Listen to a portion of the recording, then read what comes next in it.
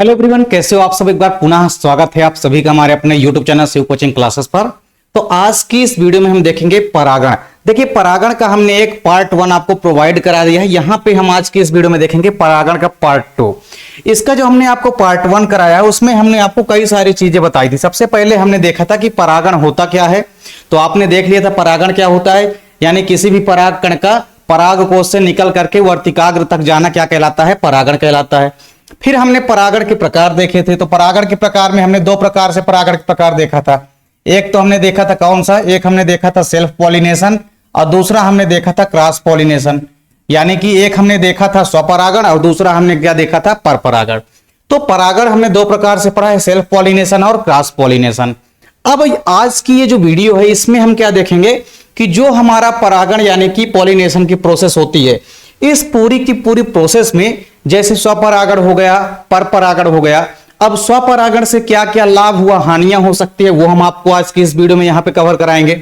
साथ ही साथ हम देखेंगे कि स्वपरागण और परपरागण के लिए क्या क्या अनुकूलताएं होनी चाहिए, मतलब कौन कौन सी अगर किसी भी फ्लावर के अंदर कंडीशन है तो उनके अंदर स्वपरागण व परपरागण की प्रक्रिया होगी। तो स्वपरागण व परपरागण के लिए जितने भी अनुकूलताएं होते हैं वो हम आपको आज के इस वीडियो में पूरा का पूरा कवर कराएंगे।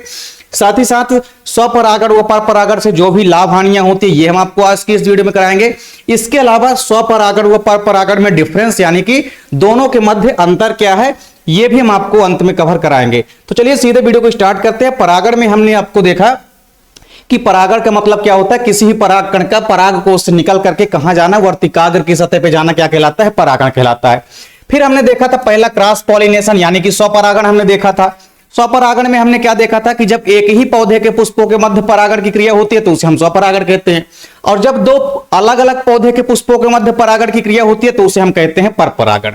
अब यहां पे हम देखेंगे कि जो हमारा स्वपरागण है, स्वपरागण है, वो परपरागण के लिए क्या क्या अनुकूलताएं होनी चाहिए, मतलब कौन कौन से जो गुण है वो पौधे के अंदर होने चाहिए तभी उनके अंदर स्वपरागण की प्रक्रिया होगी।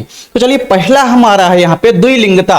स्वपरागण के लिए यदि हम अनुकूलन देखेंगे तो उसमें पहला है हमारा द्विलिंगता। द्विलिंगता का मतलब होता है बाइसेक्सुअली। अगर मान लीजिए कोई फ्लावर ऐसा है, कोई भी मान लीजिए फ्लावर ऐसा है जो कि कैसा है, बाइसेक्सुअली, मतलब द्विलिंगी है।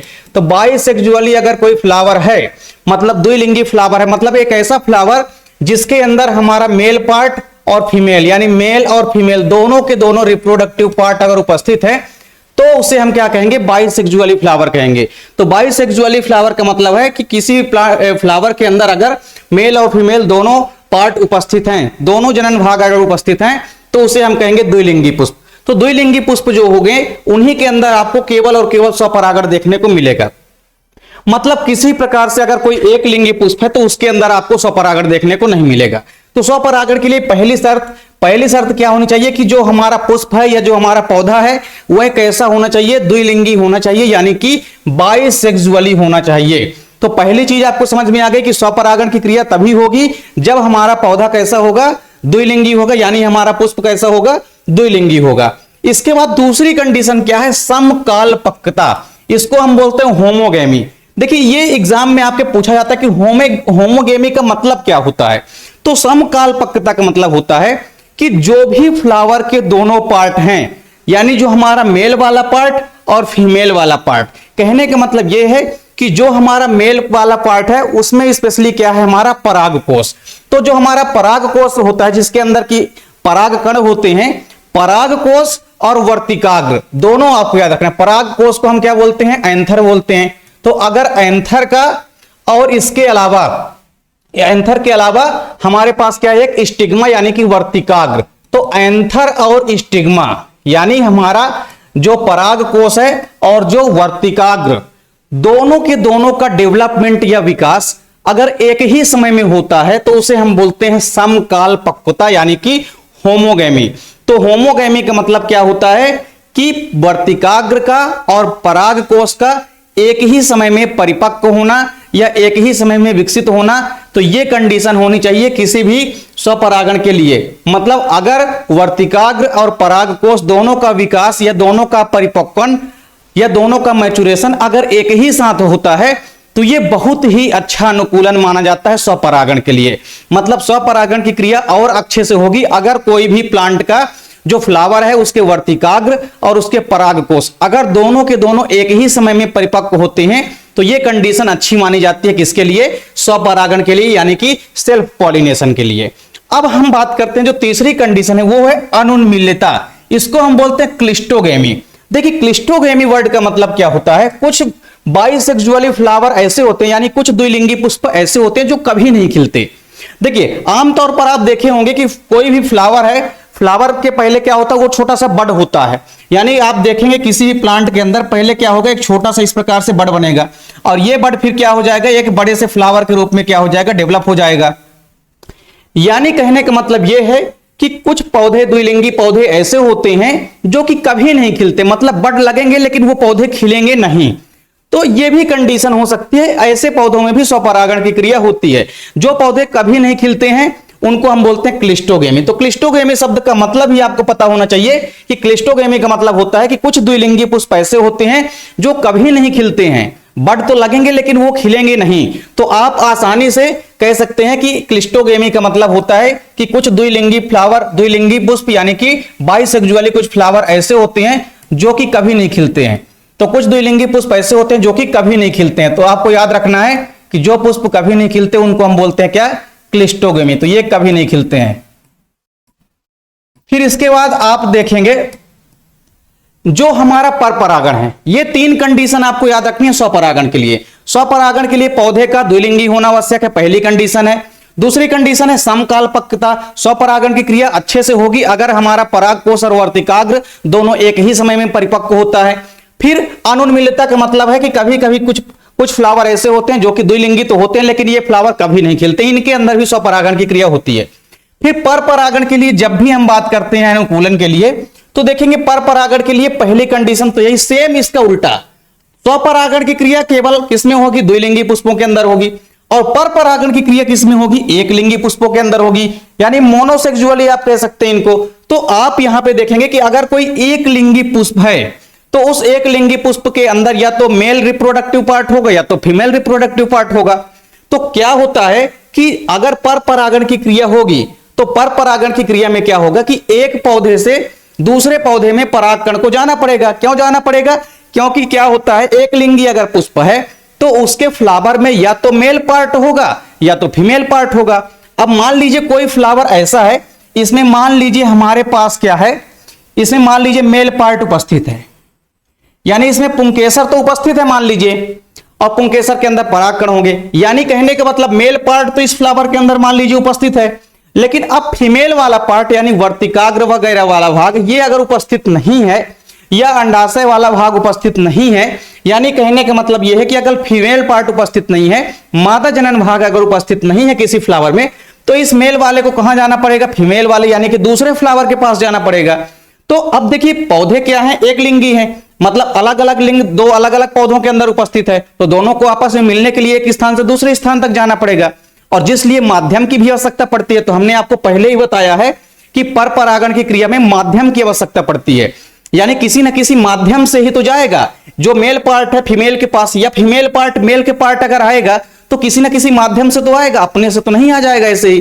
तो आपको समझना है कि परपरागण के लिए जो पहले अनुकूलन है, कहने का मतलब यह है कि परपरागण की क्रिया जो है एक लिंगी पुष्प में होती है, क्योंकि उनके अंदर अगर दोनों लिंग उपस्थित होता तो स्वपरागण हो जाता, इसीलिए इनमें क्या होता है? परपरागण होता है। तो परपरागण के लिए पहला अनुकूलन क्या है कि पौधे के पुष्पों का एक लिंगी होना। अगर पुष्प एक लिंगी है तो इनमें क्या होगा? परपरागण होगा, यानी जो पोलन ग्रैंड है यानी जो परागकण है वो परागकोश से निकल करके किसी दूसरे पौधे के पुष्पों में जाएंगे और उसको जो है परागित कर देंगे और उसके बाद फिर उनमें निषेचन वगैरह होगा। तो इस प्रकार से पूरी की पूरी प्रोसेस होगी। तो परपरागण के लिए पहली चीज क्या है कि एक लिंगी जो फ्लावर होते हैं उनके अंदर ही परपरागण की क्रिया होगी। दूसरी चीज क्या है? विषम कालपक्वता। परपरागण की प्रक्रिया के लिए इंपॉर्टेंट है विषम कालपक्वता। आप यहां पे देखें होमोगेमी, तो इसको आप बोलेंगे विषम कालपक्वता को आप क्या बोलेंगे? हेट्रोगेमी बोलेंगे। क्या बोलेंगे? हेट्रोगेमी बोलेंगे। तो इस प्रकार से आप कह सकते हैं कि हेट्रोगेमी का मतलब होता है या विषम कालपक्वता का मतलब होता है, आपने यहां पे क्या देखा कि एंथर और स्टिग्मा यानी परागकोश और वर्तिकाग्र अगर दोनों एक ही समय में परिपक्व होते हैं तो उसे हम बोलते हैं समकालपक्वता। लेकिन अगर वही हमारे पास अगर जो पराग कोष है, अगर मान लीजिए हमारे पास जो पराग कोष है और इसके अलावा जो क्या है हमारा वर्तिकाग्र, अगर ये दोनों मान लीजिए अलग अलग समय में क्या होते हैं, परिपक्व होते हैं, पराग कोष और वर्तिकाग्र, अगर ये दोनों अलग अलग समय में परिपक्व होंगे, कब होंगे, अलग अलग समय में अगर परिपक्व होते हैं तो इसका मतलब क्या है, हेट्रोगेमी यानी विषम कालपक्वता। तो अगर पराग कोष और वर्तिकाग्र अलग अलग समय में परिपक्व होते हैं तभी उन पुष्पों के अंदर परपरागण की क्रिया होती है। फिर तीसरी चीज है पुंग पूर्वता यानी कि प्रोटेंड्री, प्रोटेंड्री और प्रोटोजेनी यानी पुपूर्वता और स्त्री पूर्वता, दोनों को आपको समझना है, एग्जाम में अक्सर पूछा जाता है। ये दोनों नाम से ही इनके स्पष्ट है, इनको आप आसानी से इनको आइडेंटिफाई कर सकते हैं। देखिए सबसे पहले हम बात करते हैं पुंग पूर्वता की। तो पुंग पूर्वता जैसा कि नाम से ही स्पष्ट है, तो इसको आप देखेंगे पुंग पूर्वता का मतलब होता है जो पुरुष वाला भाग है। यहां पे आपको ऐसे याद रखना है कि जो पास से हो गया हमारा पुरुष वाला भाग यानी कि मेल पार्ट, तो मेल पार्ट अगर फीमेल पार्ट से पहले डेवलप हो जाता है या पहले परिपक्व हो जाता है, कहने का मतलब यह है कि प्रोटेंड्री का मतलब होता है कि अगर जो हमारा पराग कोष है, क्या है, जो हमारा पराग कोष है यानी जो हमारा एंथर है, ये एंथर या पराग कोष अगर वर्तिकाग्र से पहले परिपक्व हो जाता है, किससे, वर्तिकाग्र से, तो अगर हमारा जो मेल पार्ट होता है जिसके अंदर मेल पार्ट उपस्थित होता है यानी पराग कोष के अंदर होता है, तो पराग कोष के अंदर लघु बीजाणुधानी होती है और उन्हीं लघु बीजाणुधानी या माइक्रोस्पोरेंजियम के अंदर परागकण होते हैं। तो पराग कोष अगर पहले परिपक्व हो जाता है किसकी अपेक्षा, वर्तिकाग्र से, तो अगर वर्तिकाग्र से पहले हमारा पराग कोष अगर मैच्योर हो जाता है या परिपक्व हो जाता है तो इस प्रक्रिया को हम बोलते हैं प्रोटेंड्री। अब बात करते हैं प्रोटोजेनी की यानी स्त्री पूर्वता की। स्त्री पूर्वता का मतलब सेम इसका उल्टा होकर है, अगर वर्तिकाग्र मान लीजिए पहले परिपक्व हो जाती है, अगर क्योंकि वर्तिकाग्र देखिए किसका, वर्तिकाग्र जो है ये फीमेल रिप्रोडक्टिव पार्ट का भाग है यानी जो वर्तिका है ये मादा जनन भाग का भाग है, ठीक है, और जो हमारा पराग कोष है ये नर जनन भाग के अंतर्गत आता है। तो जो हमारा वर्तिकाग्र है ये अगर पहले विकसित हो जाए यानी पहले अगर परिपक्व हो जाता है हमारा क्या, वर्तिकाग्र, तो अगर पराग कोष पहले परिपक्व हो जाता है वर्तिकाग्र से तो इसे हम बोलेंगे प्रोटेंड्री यानी कि पुंग पूर्वता। और अगर वर्तिकाग्र पहले परिपक्व हो जाती है या डेवलप हो जाती है किसकी अपेक्षा, ये पराग कोष, तो अगर पराग कोष से पहले किसका परिपक्वन हो जाता है या विकास हो जाता है, वर्तिकाग्र का, तो इस प्रक्रिया को हम बोलते हैं प्रोटोजेनी। तो ये चीज आपको ध्यान में रखनी है, दोनों वर्ड का आपको कई बार मतलब पूछ लिया जाता है एग्जाम में।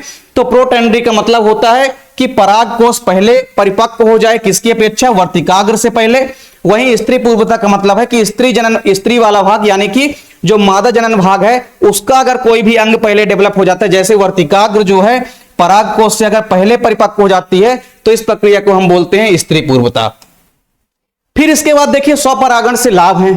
तो स्वपरागण के कई सारे लाभ हैं। पहला लाभ देखिए क्या है कि स्वपरागण से लाभ क्या है कि पराग कणों की अधिक मात्रा में आवश्यकता नहीं होती है। अब देखिए परागण की जो प्रक्रिया होती है किसी भी प्लांट के अंदर, तो अगर स्वपरागण हो रहा है, स्वपरागण का मतलब है कि एक ही पौधे के पुष्पों के मध्य परागण की क्रिया होगी। तो अब मान लीजिए पौधा हमारे पास क्या है, पौधा तो हमारे पास मान लीजिए एक ही है, तो अब अगर एक ही पौधे के पुष्पों के मध्य परागण की क्रिया हो जाएगी, आप सिंपल सी बात बताइए कि अगर मान लीजिए एक फ्लावर से परागकण को दूसरे फ्लावर तक जाना है तो जाहिर सी बात है कि बहुत ज्यादा मात्रा में परागकण तो रास्ते में ही गिर जाएंगे। और यदि स्वपरागण की क्रिया हो रही है तो इसमें हमको कम परागकण में ही काम बन जाएगा। क्यों? क्योंकि मान लीजिए स्वपरागण हो रहा है, अब एक ही पौधे में दो अलग अलग पुष्प लगे हैं, अब मान लीजिए उसी पुष्प से मान लीजिए परागकण निकले और उसी पौधे के पुष्प में गिर गए, तो चूंकि जो पुष्प है वो दोनों क्या है, पास पास हैं, यानी जो हमारा परागकण आया वो कम मात्रा में नुकसान हुआ।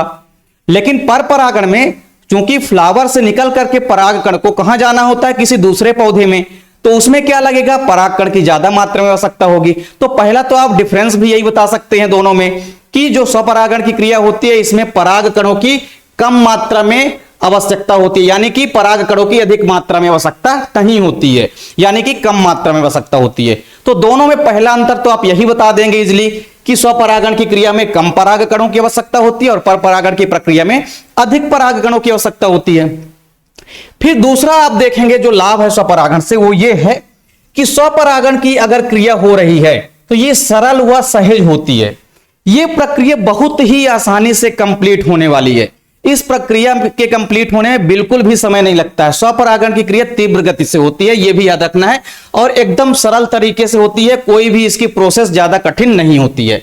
तीसरी इंपॉर्टेंट चीज क्या है, तीसरा लाभ यह है कि स्वपरागण से बने अगर कोई भी बीज हैं तो वो शुद्ध नस्ल वाले होते हैं।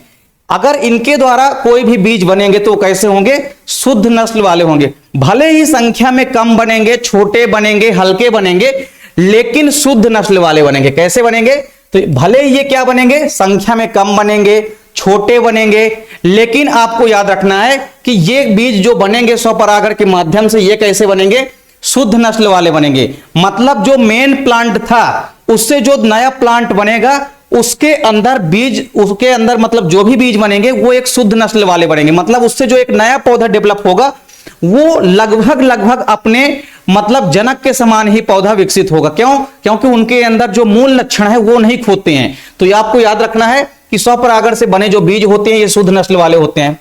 चौथा चीज आपको क्या याद रखना है कि पुष्पों को रंग, सुगंध व मकरंद स्त्राव करने की आवश्यकता नहीं पाई जाती है। यह कहने का मतलब यह है कि अब स्वपरागण की क्रिया देखिए एक ही पौधे के पुष्पों के मध्य हो जाती है, यानी इसको किसी भी प्रकार से अपने आप को आकर्षक बनाने की जरूरत नहीं है। जैसे परपरागण में आप देखते हैं कि परपरागण के लिए क्या होता है कि कोई भी कीट आकर्षित होता है, तो कीटों को आकर्षित होने के लिए पौधा जो है अपने आप में कई उपाय करता है। जैसे उसमें आप देखेंगे दल लगे होते हैं, दल क्या करते हैं, पुष्प को आकर्षक बना देते हैं। इसके अलावा एक विशेष प्रकार का मकरंद स्राव करते हैं, जिनके द्वारा कीट मकरंद के चक्कर में क्या होते हैं, आकर्षित होते हैं फ्लावर की ओर।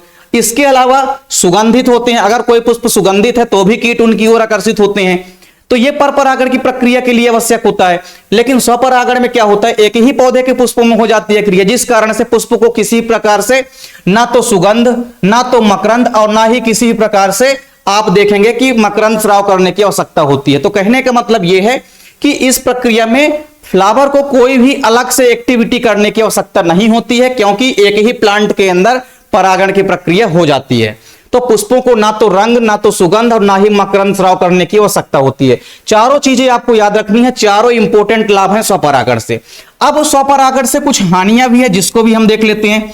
पहली हानि क्या है स्वपरागण से, देखिए स्वपरागण की पहली हानि क्या है कि स्वपरागित पुष्पों में जो बीज बनते हैं ये संख्या में तो कम बनते हैं लेकिन हल्के व छोटे होते हैं। पहली चीज क्या है कि स्वपरागित जो पुष्प होते हैं, मतलब स्वपरागण के माध्यम से जो पुष्प बनेंगे वो कैसे बनेंगे, या आप ये कह सकते हैं कि स्वपरागण के माध्यम से जो बीज बनेंगे ये कम संख्या में बनेंगे, कम संख्या में बनेंगे। इसके अलावा हल्के होते हैं और कैसे होते हैं, छोटे होते हैं। तो ये दोनों चीजें आपको ध्यान में रखनी है कि स्वपरागण के माध्यम से अगर जो बीज बन रहे होते हैं ये हल्के होते हैं और छोटे होते हैं। हाँ, एक चीज जरूर है आपको, जैसे आपने लाभ में देखा है, दोनों में कंफ्यूज बिल्कुल नहीं होना है।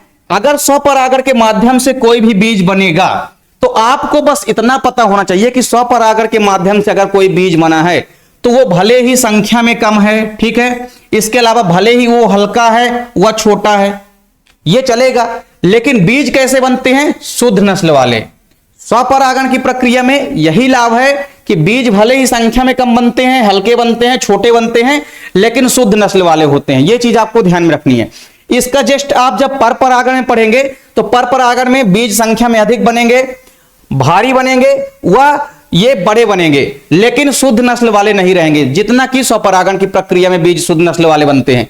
तो स्वपरागण जो पुष्प होते हैं, स्वपरागित पुष्पों से जो बीज बनेंगे वो संख्या में कम होते हैं, हल्के होते हैं, वो छोटे होते हैं। तीन हानियां हैं, क्योंकि बीज कैसे बन रहे हैं स्वपरागण के माध्यम से, संख्या में कम बन रहे हैं, कम मात्रा में बीज बनते हैं अगर स्वपरागण की प्रक्रिया होती है तो। इसके अलावा हल्के बनते हैं, ये हल्के बना लेना है। इसके अलावा हल्के बनते हैं, वह आप कह सकते हैं छोटे भी बनते हैं। तो पहला हानि तो यह है कि बीज छोटे बनते हैं, कम संख्या में बनते हैं और हल्के होते हैं। फिर दूसरा हानि क्या है कि इस परागण से जो उत्पन्न पौधे होते हैं उनमें केवल एक ही पौधे के गुण होते हैं। यह भी बात सत्य है, क्योंकि स्वपरागण की क्रिया आपने देखी है कि केवल और केवल एक ही पौधे के पुष्पों के मध्य होती है।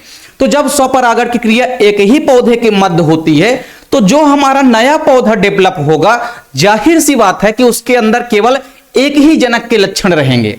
तो ये चीज है कि इसके अंदर जो लक्षण होते हैं या जो गुण होते हैं एक ही पौधे के गुण होते हैं, मतलब इनमें नए गुणों के बनने की संभावना बहुत कम होती है, ऐसा भी आप कह सकते हैं।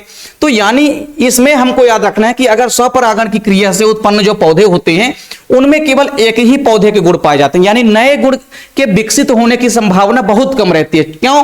क्योंकि एक ही पौधे के पुष्पों में हुई है ना परागण, जिस चलते एक ही पौधे के गुण रहेंगे इसके अंदर, नए पौधे के गुण आने से नहीं रहे, मतलब नए पौधे के गुण इनके अंदर नहीं आने वाले हैं। क्यों? क्योंकि एक ही पौधे के पुष्पों के मध्य परागण की क्रिया हुआ है। तो यह भी आपको ध्यान में रखना है।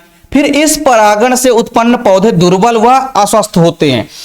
जो भी उत्पन्न पौधे हैं स्वपरागण के माध्यम से अगर कोई भी पौधा उत्पन्न हुआ है तो वह दुर्बल होते हैं, यानी कि कमजोर होते हैं प्लांट। इसके अलावा ये अस्वस्थ होते हैं, पौधा पूरी तरह से स्वस्थ नहीं होता है। कुछ प्लांट जो हैं ज्यादा दिनों तक सरवाइव नहीं कर सकते, अपने आप सूख जाते हैं या गिर जाते हैं। तो कुल मिलाकर के ये तीसरी हानि है कि जो पौधे बनते हैं नए वो दुर्बल होते हैं और अस्वस्थ होते हैं। चौथा है कि पादप विकास की संभावना घटती है। जाहिर सी बात है कि अगर स्वपरागण की क्रिया होगी तो एक ही पौधे के लक्षण आएंगे, तो एक ही पौधे के लक्षण चूंकि नए पौधों में भी है, जिस चलते विकास की संभावना घट रही है, यानी नए गुणों की संभावना क्या है इसके अंदर ज्यादा नहीं होती है। तो ये आपको याद रखना है, स्वपरागण से लाभ और स्वपरागण से हानियां। आप इसका स्क्रीनशॉट भी जल्दी से ले सकते हैं। फिर इसके बाद आप देखेंगे परपरागण से लाभ। तो परपरागण से कई सारे लाभ हैं। पहला लाभ क्या है कि परपरागण से जो नई जातियां बनती है इनका प्रादुर्भाव होता है, और परपरागण से जो उत्पन्न बीज होते हैं वो सुंदर होते हैं, मजबूत होते हैं और स्वस्थ होते हैं। तीन चीजें होती है, आपको ध्यान में रखना कि अगर परपरागण हुआ है किसी पौधों में तो उनके माध्यम से जो बीज बनेंगे वो एकदम से स्वस्थ बीज बनेंगे, मजबूत बीज बनते हैं, और बीज जो होते हैं कैसे होते हैं, सुंदर भी होते हैं। और साथ ही साथ नई जातियों का भी प्रादुर्भाव होता है। क्यों?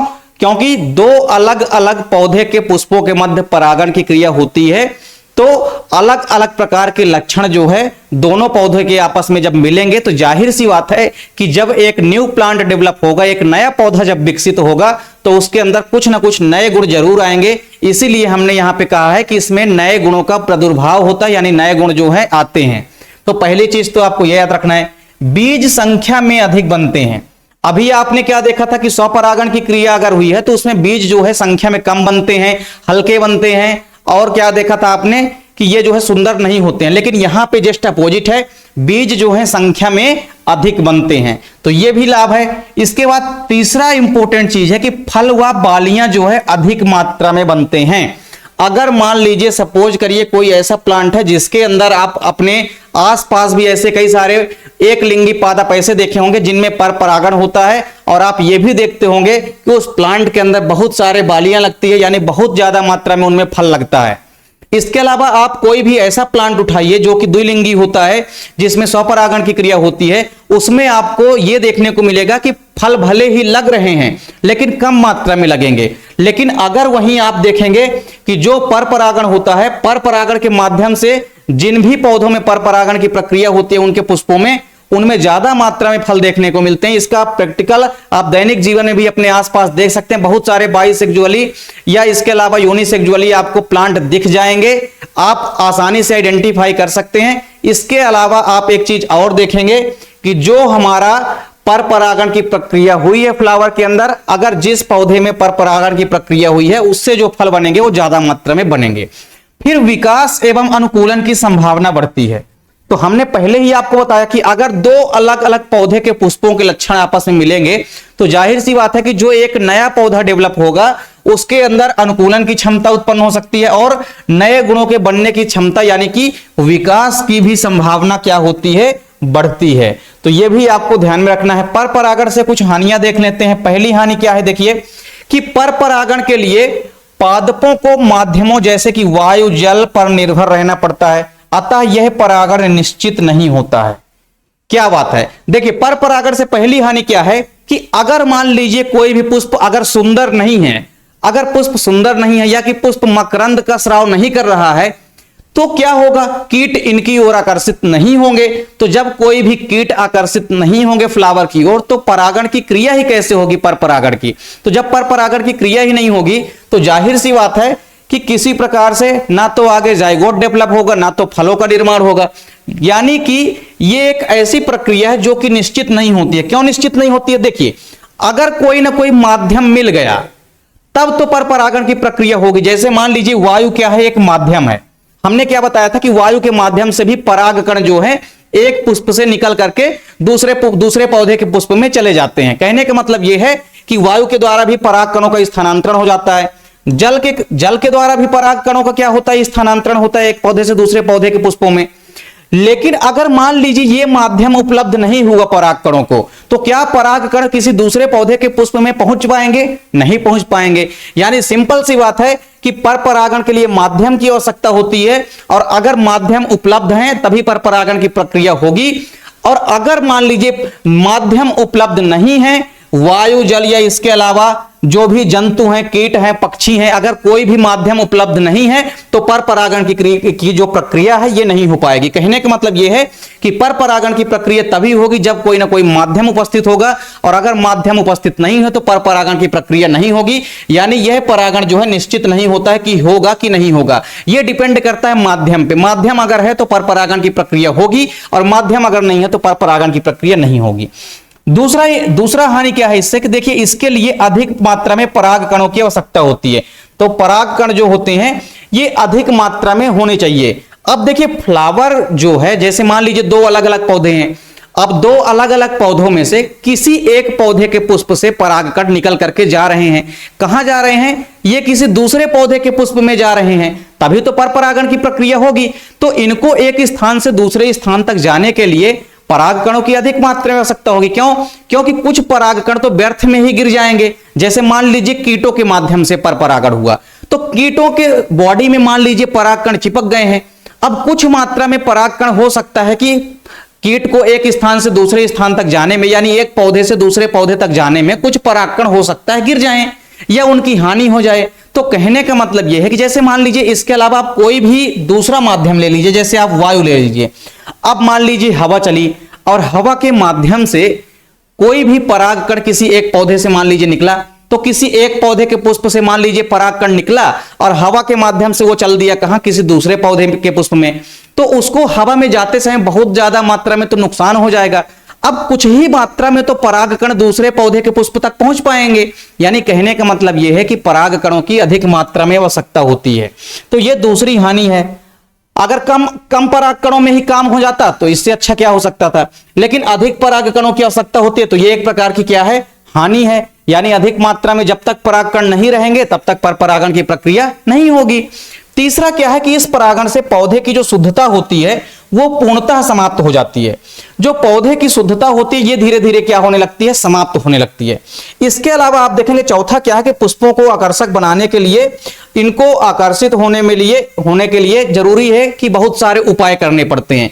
कहने का मतलब यह है कि आप देखेंगे इनमें कि ये जो हमारा चौथा पॉइंट है, ये आप देख सकते हैं कि ये जो हमारा चौथा पॉइंट है, पुष्पों को आकर्षक बनाने के लिए, जिसमें कि जंतु इन पर क्या हो जाएं, आकर्षित हो जाएं। तो इसमें आपको ध्यान में रखना है, यानी जो पुष्प हैं इनको बहुत सारे उपाय करने पड़ते हैं। उपाय का मतलब है कि जैसे मान लीजिए पुष्प का सुंदर होना, अगर पुष्प सुंदर है तभी तो कीट इनकी ओर आकर्षित होंगे और पर परागण की प्रक्रिया संपन्न होगी। लेकिन अगर फ्लावर सुंदर नहीं है तो कीट इनकी ओर आकर्षित नहीं होंगे। इसके अलावा मकरंद का स्राव करते हैं। मकरंद जो है चिपचिपा पदार्थ टाइप का होता है, जिनका स्वाद लेने के लिए कीट जो है आकर्षित होते हैं पुष्पों की ओर। तो अगर मकरंद का स्राव करते हैं तब भी कीट आकर्षित होते हैं इनकी ओर।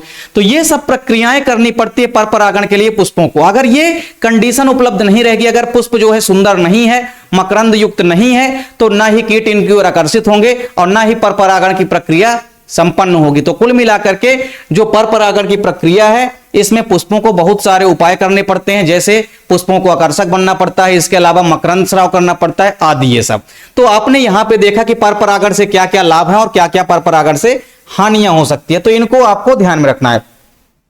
इसके अलावा हम देखेंगे स्वपरागण व पर परागण में अंतर, यानी difference between self pollination and cross pollination. दोनों के मध्य अंतर अगर आपको समझना है तो बहुत ही आसान है। इसके मध्य आपको अगर अंतर समझना है तो देखिए आपको करना क्या पड़ेगा, आपको इनके मध्य अगर अंतर समझना है तो देखिए आपको 2-3 चीजें करनी पड़ेगी और उन 2-3 चीजों में आपको याद रखना है। देखिए आप आसानी से इनको आइडेंटिफाई कर सकते हैं स्वपरागण और परपरागण में। देखिए मान लीजिए हमारे पास क्या है, स्वपरागण। जब हम बात करते हैं किसकी, स्वपरागण की, तो स्वपरागण में आप देखेंगे बहुत सारी ऐसी चीजें हैं कि अगर आपने स्वपरागण और परपरागण पढ़ लिया है तो आपको अलग से बिल्कुल भी अंतर के लिए परेशान होने की जरूरत नहीं है। तो आप जब भी बात करेंगे स्वपरागण में और किसमें, परपरागण में, तो दोनों में बहुत ही आसान अंतर है। देखिए पहला अंतर तो आप क्या बताएंगे, सेल्फ पॉलिनेशन और क्रॉस पॉलिनेशन में। मान लीजिए अगर स्वपरागण की प्रक्रिया हो रही है तो स्वपरागण की प्रक्रिया किन पौधों के मध्य होती है, केवल और केवल एक ही पौधे के पुष्पों के मध्य होती है। मतलब यह प्रक्रिया आप देखेंगे कि जो स्वपरागण की प्रक्रिया होती है, यह क्रिया केवल और केवल आप कह सकते हैं कि केवल और केवल एक ही पौधे के पुष्पों के मध्य होगी, एक ही पौधे के पुष्पों के मध्य होगी। तो आसानी से आप इसमें पहला अंतर तो यही बता सकते हैं कि अगर स्वपरागण की क्रिया हो रही है तो इसमें एक ही पौधे के पुष्पों के मध्य होने वाली क्रिया होती है। तो पहली कंडीशन तो आपने देख ली कि अगर स्वपरागण हो रहा है मतलब यह क्रिया जो है केवल और केवल एक ही पौधे के पुष्पों के मध्य होगी। तो जब केवल एक ही पौधे के पुष्पों के मध्य परागण की क्रिया होती है तो उसे हम क्या बोलते हैं, स्वपरागण। तो पहला डिफरेंस तो आप ये बताएंगे स्वपरागण साइड। परपरागण में क्या है आपको याद रखना है, परपरागण में 2 अलग अलग पौधे के पुष्पों के मध्य परागण की क्रिया होती है। इसमें आपको याद रखना है कि 2 अलग अलग पौधे के पुष्पों के मध्य क्या होती है, अलग अलग पौधे के पुष्पों के मध्य परागण की क्रिया होती है।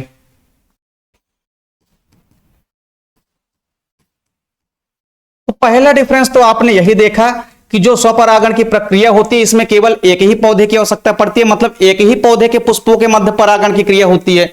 लेकिन जो परपरागण की प्रक्रिया होती है दो अलग अलग पौधे के पुष्पों के मध्य होने वाली क्रिया होती है। तो पहला डिफरेंस तो आप यही बता सकते हैं। फिर दूसरा डिफरेंस आप क्या बताएंगे, आपने देखा है कि स्वपरागण की प्रक्रिया में किसी प्रकार से माध्यम की आवश्यकता नहीं होती है। तो स्वपरागण की क्रिया में आप लिखेंगे कि इनमें माध्यम की आवश्यकता नहीं होती है। क्या होता है, इनमें माध्यम की जो आवश्यकता होती है वो नहीं होती है। तो माध्यम की किसी भी प्रकार से आवश्यकता नहीं होती है, तो इसमें माध्यम की आवश्यकता नहीं होती है। यानी दूसरा डिफरेंस आप आसानी से बता सकते हैं कि स्वपरागण की जो प्रक्रिया होती है इसमें माध्यम की आवश्यकता बिल्कुल भी नहीं होती है। लेकिन आप देखेंगे कि जो परपरागण की प्रक्रिया होती है इसमें आपको कई सारे माध्यम की आवश्यकता पड़ती है, जैसे वायु एक माध्यम हो गया, जल एक माध्यम हो गया, कीट हो गई, इसके अलावा पक्षियां हो गई, जल हो गए, ये सब क्या है, माध्यम है। तो इनमें माध्यम की आवश्यकता क्या पड़ती है, माध्यम की आवश्यकता होती है। तो आपको याद रखना है कि परपरागण के लिए माध्यम की आवश्यकता होती है, तो इनमें माध्यम की आवश्यकता होती है। तो 2 डिफरेंस आप आसानी से बता सकते हैं। तो माध्यम की आवश्यकता होती है, अगर परपरागण हो रहा है तो उसमें माध्यम की आवश्यकता होती ही होती है। तो ये आपको दोनों डिफरेंस समझ में आ गए होंगे। तीसरा डिफरेंस देखिए क्या है इनमें, तीसरा डिफरेंस इनमें आप आसानी से कर सकते हैं। अगर मान लीजिए स्वपरागण की प्रक्रिया हो रही है तो स्वपरागण की प्रक्रिया के माध्यम से जो बीज बनते हैं ये क्या होते हैं, संख्या में कम बनते हैं, फल संख्या में कम बनते हैं, या इसके अलावा बीज कैसे होते हैं, छोटे होते हैं, ये भी आप कह सकते हैं। तो इसके अलावा इसमें आप क्या लिख सकते हैं कि बीज संख्या में कम बनते हैं। तो इसमें आप लिख सकते हैं कि बीज जो होते हैं ये संख्या में कम बनते हैं। तो बीज संख्या में कम बनते हैं। वहीं इनमें क्या हो जाएगा, जो बीज होते हैं ये क्या होते हैं, संख्या में अधिक बनते हैं। तो संख्या में अधिक बनते हैं बीज।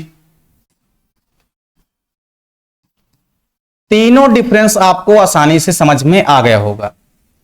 ठीक है, पहला डिफरेंस क्या है कि स्वपरागण की प्रक्रिया केवल एक ही पौधे के पुष्पों के मध्य होने वाली क्रिया है। परपरागण की जो प्रक्रिया होती है यह 2 अलग अलग पौधे के पुष्पों के मध्य होती है। फिर स्वपरागण की क्रिया में आपने क्या देखा, माध्यम की आवश्यकता नहीं होती है, जबकि परपरागण की क्रिया में माध्यम की आवश्यकता होती है। बीज जो होते हैं ये संख्या में कम बनते हैं और बीज संख्या में अधिक बनते हैं परपरागण की प्रक्रिया में। चौथा अंतर आप क्या लिख सकते हैं, इसमें आप आसानी से चौथा अंतर क्या बता सकते हैं कि जो हमारा चौथा डिफरेंस है वो आप ये बता सकते हैं कि पुष्पों को किसी भी प्रकार से ना तो आकर्षक, ना तो सुगंध और ना तो मकरंद स्राव करने की आवश्यकता बिल्कुल भी नहीं होती है। तो यानी आपको याद रखना है कि रंग, इसके अलावा आपको यहां पे देखना है ना तो रंग स्राव करने की आवश्यकता पड़ती है, ना तो गंध, ना तो पुष्प आकर्षक होना चाहिए। मतलब अगर फ्लावर आकर्षक नहीं है फिर भी स्वपरागण की प्रक्रिया हो जाएगी। इसके अलावा अगर किसी भी प्रकार से जो हमारा फ्लावर है वो अगर मकरंद का स्राव नहीं कर रहा है फिर भी इनमें स्वपरागण की प्रक्रिया हो जाएगी। मतलब किसी भी प्रकार से पुष्पों को ना तो आकर्षक और ना ही मकरंद स्राव करने की जो आवश्यकता होती है ये किसी प्रकार से नहीं होती है। तो आपको क्या लिखना है इसमें चौथा डिफरेंस कि पुष्पों को ना तो आकर्षक और ना ही मकरंद स्राव करने की आवश्यकता होती है।